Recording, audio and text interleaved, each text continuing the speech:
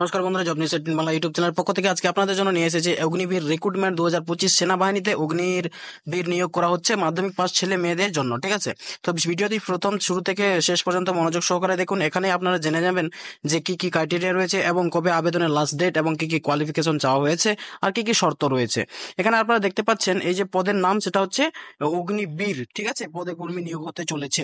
ঠিক আছে, বিস্তারিত আমি আলোচনা করছি না, শর্ট ভাবে তোমাদেরকে জানিয়ে দিচ্ছি। আবেদনের যোগ্যতা কি চাওয়া হয়েছে?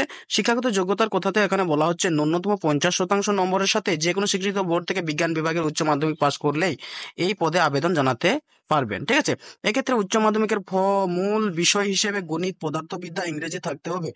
এর পাশাপাশি ভোকেশনাল বা ডিপ্লোমা, মূলত পলিটেকনিক সার্টিফিকেট থাকলেও চাকরি প্রার্থীরা আবেদন জানাতে পারবেন, এইরকম কথা বলা হচ্ছে। ঠিক আছে, তারপর কি রয়েছে আমরা দেখে নিই। বয়স সীমার কথা বলা হয়েছে ন্যূনতম 17 বছর থেকে সর্বোচ্চ 21 বছরের চাকরি প্রার্থী ছেলে মেয়েরা উভয়ই আবেদন জানাতে পারবেন, এই কথা বলা হচ্ছে।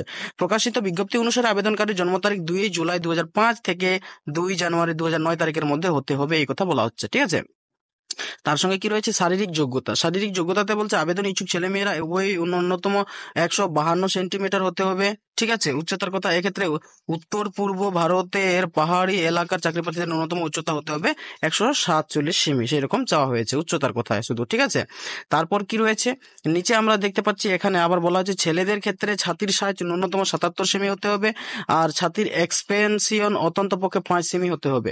মেয়ে চাকরি প্রার্থীদের ছাতির সাইজ উল্লেখ করা না থাকলেও ন্যূনতম এক্সপেনশন 5 সেমি হতে হবে, এই কথা বলা হচ্ছে। তাই যে 8 নম্বর আপনারা দেখতে পাচ্ছেন, এখানে কি বলছে অন্যান্য যোগ্যতা চাওয়া হয়েছে। আবেদনকারী চাকরি প্রার্থীকে অবশ্যই ভারতবর্ষের নাগরিক হতে হবে।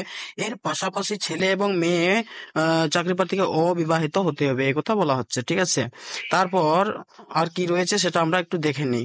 এখানে বলছে আবেদনের মূল্য যেখানে দেওয়া হয়েছে, আবেদনের মূল্য হচ্ছে 550 টাকা প্লাস জিএসটি। ঠিক আছে, তার সঙ্গে আবেদন জমা করার সময়সীমা হচ্ছে কি 11/7/2025 থেকে 31/7/2025 তারিখ পর্যন্ত রয়েছে, অর্থাৎ এখনো চলছে। ঠিক আছে, আর বিস্তারিত যদি আপনাদের নোটিফিকেশনটা নিয়ে জানার ইচ্ছে থাকে তাহলে আমি ডিসক্রিপশনে লিঙ্ক দিয়ে দেবো, সেখান থেকে নোটিফিকেশন নিয়ে আপনারা দেখে নিতে পারেন বিস্তারিত বিষয়টি।